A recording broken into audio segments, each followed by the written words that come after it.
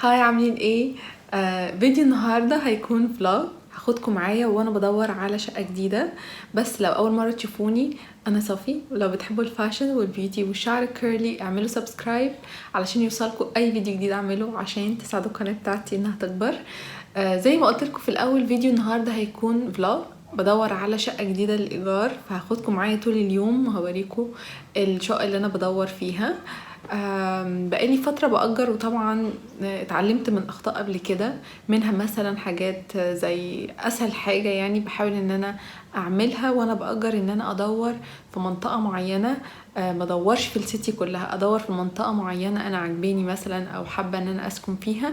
وبكده بقلل شوية من زي ما تقولوا بقلل شوية من الاوبشنز، فايه عشان اقدر اركز بالظبط على الحاجة اللي انا عايزاها. كمان حاجة مهمة جدا في الايجار، هو انك لازم تكوني حاطة بادجت.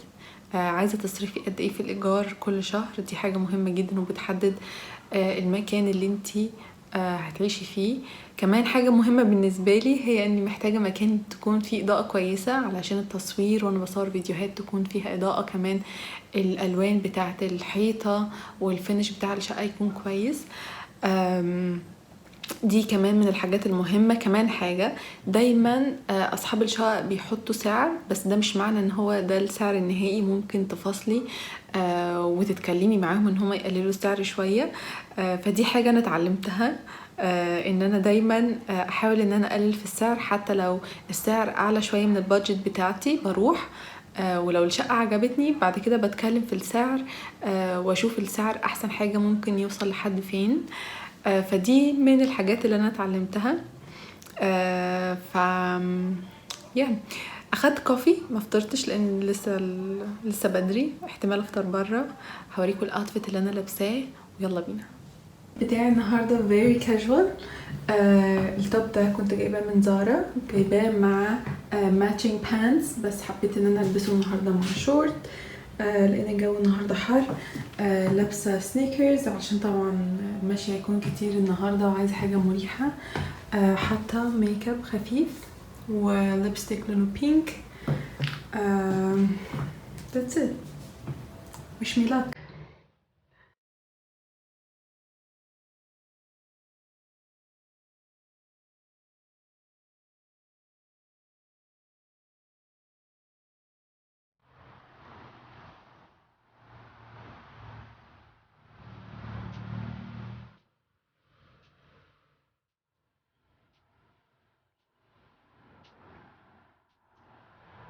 دي اول شقه اشوفها النهارده، ما عجبتنيش خالص، بس حابه ان انا برضو اوريها لكم شكلها عامل ازاي.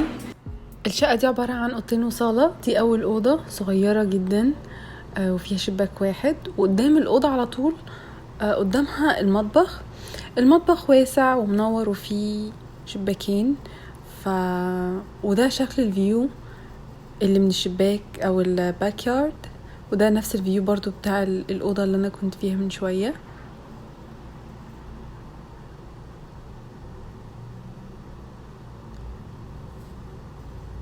بعد الأوضة والمطبخ في بعد كده الحمام مش كبير قوي مش صغير قوي، عادي. وده أنا بعد كده في على الجنب كابينت، ده ممكن أحط فيه مثلا حاجات المطبخ أو أي حاجة تانية للتخزين أو أكل أو كده. بعد كده الصالة واسعة زي ما انتوا شايفين، ومنورة فيها شباكين كبار. والفيو اللي على الصالة والأوضة التانية الفيو بتاعهم الشارع الرئيسي. الشقة دي صحيح الدور التاني، اوكي. وده شكل الشقة كلها.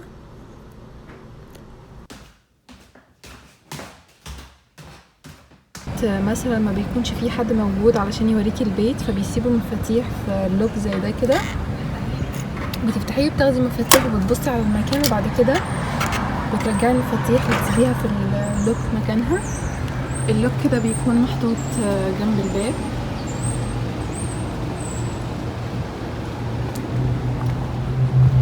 وبتسيبيه بس كده. زي ما قلت لكم ان الشقه ما عجبتنيش خالص، مش حلوه ابدا، والاوض فيها صغيره جدا. بس احسن حاجة ان المنطقة اللي حواليها منطقة لطيفة قوي. زي ما انتوا شايفين كده ورايا مكان هادي، بس حتى لو المكان هادي مش هقدر اعيش في الشقة دي، فهدور على حاجة تانية. فاخدت مواعيد علشان اشوف شقة تانية، بس لسه بعد ساعتين. احلى حاجة ان الجو النهاردة جو لطيف كده. هو الشتا ابتدى يدخل، فمعظم الايام بتكون برد ومطر، بس النهاردة الجو شمس ودرجة الحرارة 25.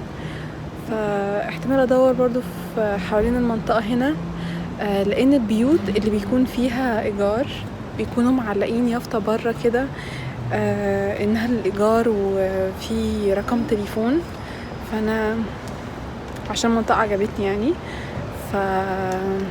هلف حوالين المنطقة واشوف لو في شقق تانية للايجار، وممكن اخد ميعاد يعني عشان اشوفها.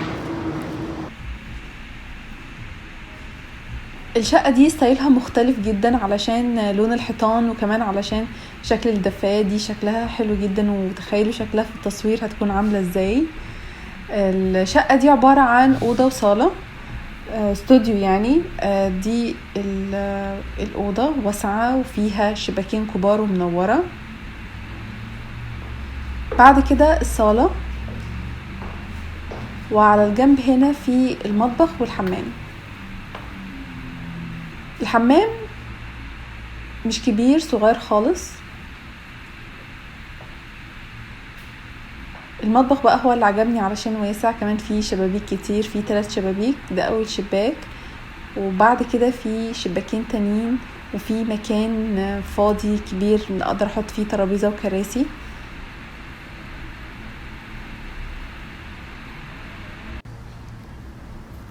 اكتر حاجة عجبتني في الشقة دي ان فيها باك يارد، او فيها مكان كده برا نقدر نستخدمه، لانها في الدور الارضي. نقدر نقعد فيه، نشوي، نعزم فيه اصحابنا، حتى كمان اقدر اصور فيه فيديوهات لانه شكله حلو، فيه حواليه شجر، والمنطقة نفسها هادية جدا. اخدت جولة سريعة في المنطقة علشان اشوف الاماكن او البيوت اللي فيها ايجار، وهشوف شقة دلوقتي، بس تقريبا فاضل اقل من ساعة، فهاخد ايس كريم لان الجو حر جدا. النهاردة ويك اند، والناس كلها زي ما انتوا شايفين في الشارع، الدنيا زحمة جدا النهاردة. فهاخد بريك كده صغير، وبعد كده هكمل تاني اصور الشقة اللي احنا هنشوفها دلوقتي.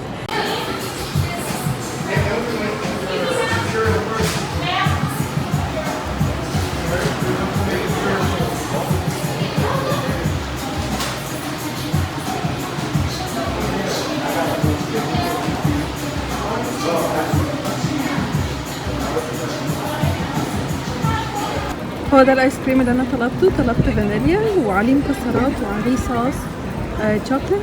انا مش بحب الايس كريم يكون مسكر قوي، فاتمنى انه ما يكونش مسكر. ودلوقتي هروح الشقة علشان متأخرش.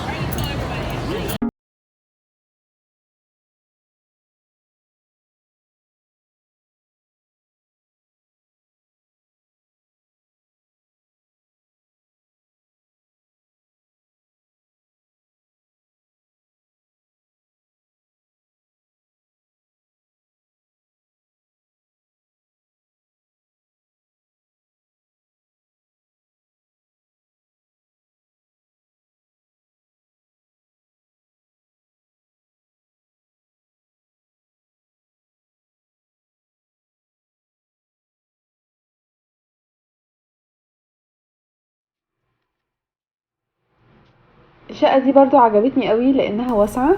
دي اول اوضة. الاوض نفسها مش كبيرة، بس كل اوضة فيها شباك، وكمان فيها دولاب.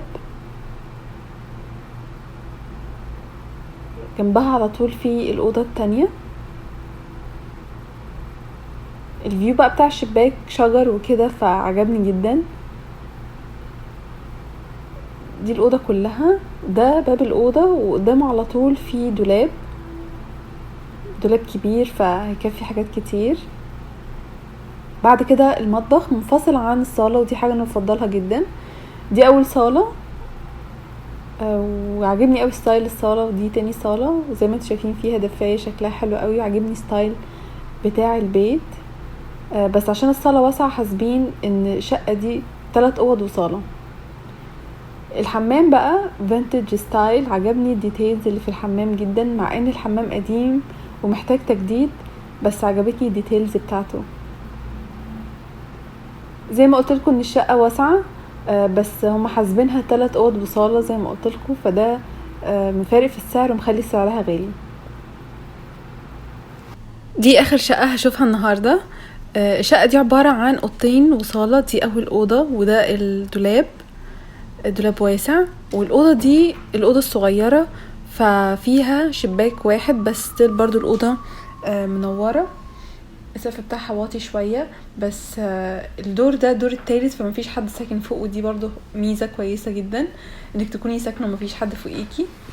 بعد كده دي الاوضه التانية مفتوحه على الاوضه الصغيره، بس الاوضه دي اوسع بكتير وفيها شباكين ومنوره قوي. بعد كده هاخدكم على الحمام واسع جدا وابيض ومنور. وبما ان هو اخد التلاجة فمعنى كده ان هو واسع، طبعا هم بيظبطوا المكان فعشان كده التلاجة موجودة في الحمام دلوقتي. وده المطبخ مفتوح على الصالة امريكان ستايل. المطبخ والصالة يعني فيهم شباكين كبار عاملين اضاءة كبيرة. المكان اللي تحت ده مع الاسف ما ينفعش نستخدمه لانه الجران اللي تحت. ودي نهاية فيديو النهاردة، اتمنى الفيديو يعجبكم. كمان هنزل تاني اتفرج على شقق تانية، لو عايزين تعرفوا اي شقة هأجرها وهنقل فيها وازاي هعمل لها ديكوريشن ما تنسوش تتابعوني واعملوا لايك وشير وسبسكرايب، واشوفكم الفيديو الجاي. باي باي.